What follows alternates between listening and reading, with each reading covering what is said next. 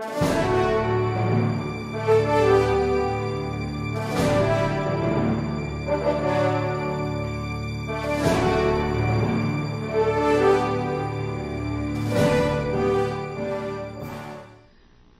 v. Valencia, 512 Scra. 1. Decided in 2007. Here is what the Supreme Court said.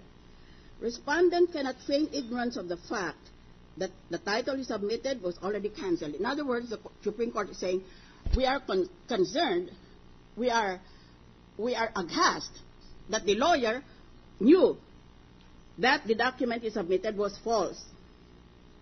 Respondent failed to comply with Canon 10 of the Code of Professional Responsibility, which provides that a lawyer shall not do any falsehood, nor consent to the doing of any in court, nor shall he mislead or allow the court to be misled by any artifice.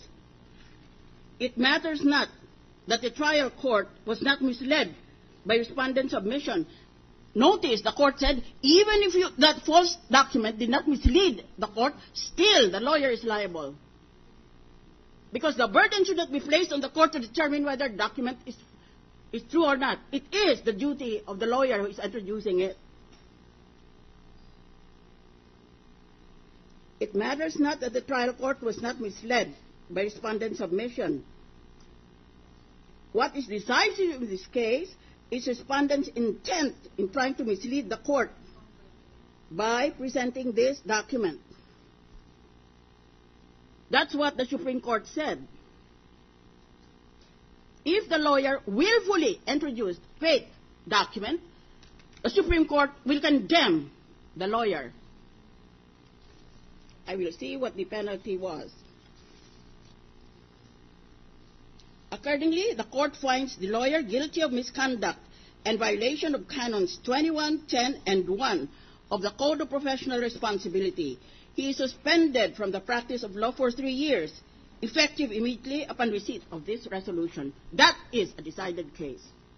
It binds us all here.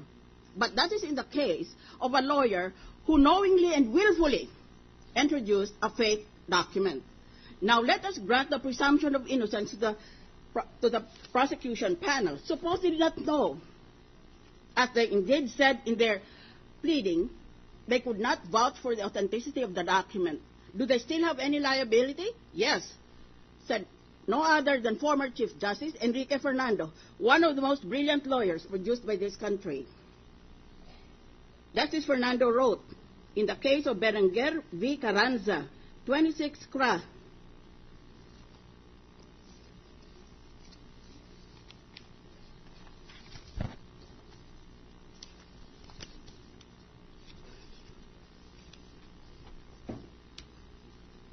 (26 CRA 673), promulgated in 1969.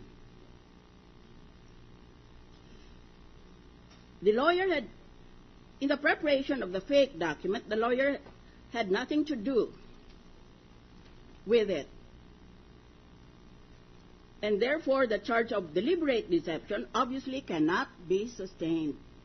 But, the court went on, would that of itself entirely exculpate him from any responsibility? The answer must be in the negative. Maski hindi mo sinadya, maski hindi mo naintindihan na peke pala yon, pag na-introduce mo yan evidence at natuklasan na peke pala, ay may pananugutan ka pa rin pala. As was correctly pointed out in the complaint, his failure to exercise greater care did result in the confusion and prolongation of the suit. Kasi nalilito kami eh. Under the circumstances, it would be to err on the side of undue leniency if he would be held blameless. He had incurred liability. His fidelity to his oath as attorney was less than entire. Every member of the bar must be on his guard, lest through oversight or inadvertence, the way he conducts his case or the evidence he presents could conceivably result in a failure of justice. Even if there be no intent to deceive, therefore, a lawyer whose conduct, as in this case, betrays inattention or carelessness should not be allowed to free himself from a charge thereafter instituted against him by the mere plea that his conduct was not willful and that he has not consented to the doing of the falsity. The Supreme Court found him guilty and issued a penalty of reprimand with a warning that repetition of the offense will be more severely left with. This is the ruling of the Supreme Court. Sinalta na ba natin itong mga ruling na ito? Pwede na pala ngayon, maski media ka, pwede mo nang i-narrate sa korte na hindi mo naintindihan kung tama yun o totoo yun o binigay yan ng PR, ng Dirty Tricks Department ng sinong PR firm. Come on! Wake up! We all know how politics is done in this country. Just because you admit that this is a quasi-political proceeding does not mean that you can turn this into completely political circus. Kaya, I submit to my colleagues, I respectfully submit to these colleagues, my colleagues, what is the role of media while this trial is pending, while this trial is sub judice? Pababayaan na lang na ba sila na magbibigay ng kung anong lead dyan na identify tayo isa-isa. Itong mga senador na ito, pro-Aquino ito. Ito naman, pro-Corona. What does it say of our integrity? Pabayaan lang ba sila? Libreng-libre ba sila? In the name of freedom of the press?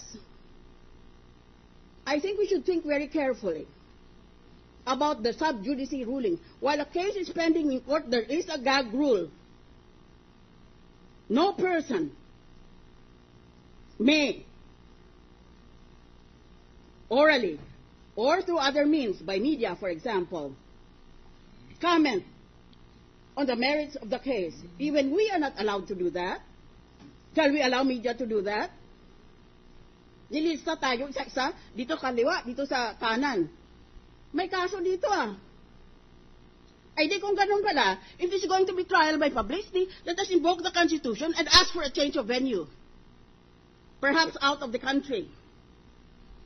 We all know that the Constitution itself recognizes that public opinion can be so prejudicial in a pending trial that under the Constitution, the Supreme Court may order a change of venue. Ganon katindi ang ayaw ng korte ng public opinion that will teach lawyers who have trained for 9 years to become lawyers on what the law is or how it should be applied by people who have never applied the law in trial court. Kung ganito ito, huwag na tayo magbasa pa. That is all, Your Honor. Thank you. Thank you.